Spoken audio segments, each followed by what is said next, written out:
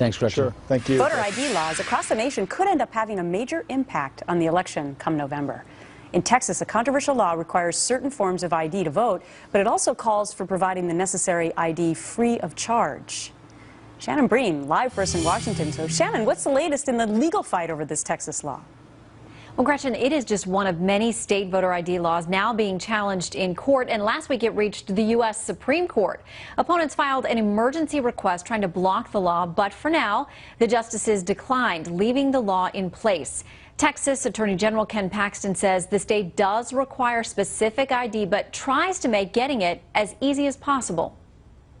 If you don't have a driver's license or a military ID, you can get a free ID from the state of Texas, which allows you to go in and vote just like anybody that has a driver's license or other identified form of photo ID. So that argument doesn't really hold water because we've offered up free IDs to people that don't have those IDs, and all they have to do is go get one.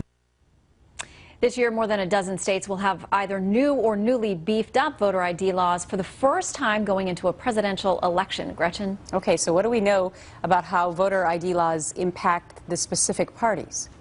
Well, critics claim that the laws are meant to suppress minority voters. They say that hurts Democrats, and they point to studies like one from the University of California, San Diego, which concluded, quote, the analysis shows that strict identification laws have a differentially negative impact on the turnout of Hispanics, blacks, Asian Americans, and multiracial Americans in primaries and general elections.